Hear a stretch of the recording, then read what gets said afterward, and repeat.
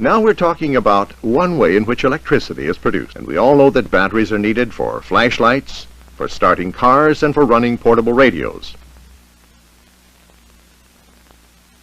The use of batteries is very extensive, and so we must get to know something about them.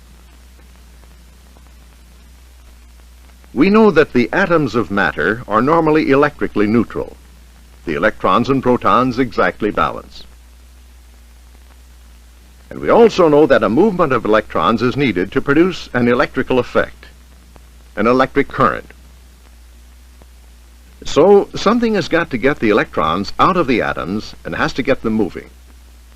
One way of doing this comes under the heading of chemistry, and it is called chemical action. Take a glass jar containing sulfuric acid diluted with distilled water.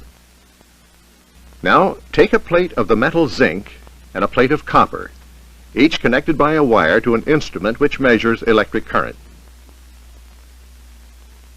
Next, dip the plates into the acid,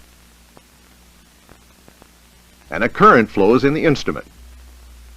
We have produced electricity from the chemicals zinc, copper, and sulfuric acid, and we call this arrangement a cell. What happens in the cell is this. The acid, called the electrolyte, reacts with the plates, and in the process it pulls electrons out of the copper atoms, transfers them across the cell to the zinc plate, and deposits them there. So by losing electrons, the copper plate becomes positively charged, and by gaining electrons, the zinc plate becomes negatively charged.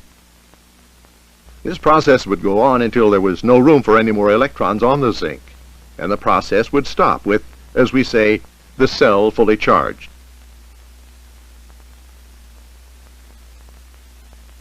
We would refer to the wire attached to the copper as the positive terminal, and the wire attached to the zinc as the negative terminal.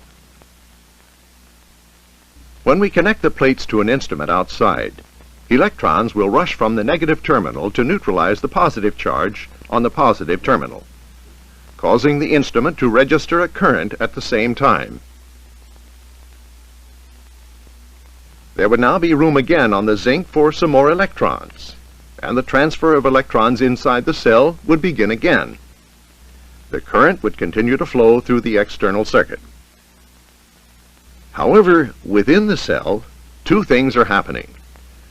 Bubbles of gas are coming off at the positive plate. Hydrogen gas, in fact.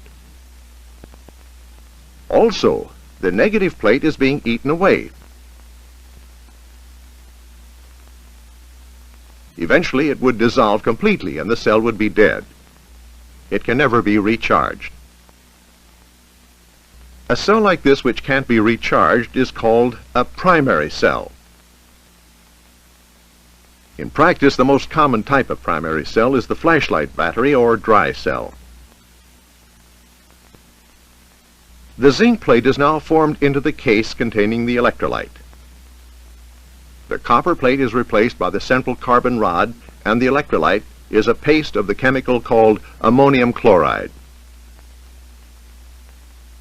At the bottom, a tar paper washer makes sure the carbon rod doesn't touch the zinc. And at the top, layers of sawdust, sand, and pitch hold the rod in place and prevent electrolyte leakage. In use, the zinc and the electrolyte are gradually used up until the cell is dead. When we connect several cells together, in a flashlight, say, we call the combined unit a battery. Here's a battery where 3 cells are connected together. Now, those were primary cells. They couldn't be recharged. Before we leave the subject, we'll talk about an important point. We've so far talked only of electron current, the flow of negative electrons toward the positive terminal. And this is how we shall think of current for the time being. However, later on, when you're dealing with electrical machines, you'll come across the term conventional current, which is thought of as if it was a flow of positive charges toward the negative terminal.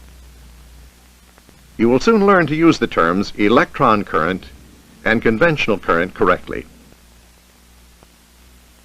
In the next part, we will learn about magnetism.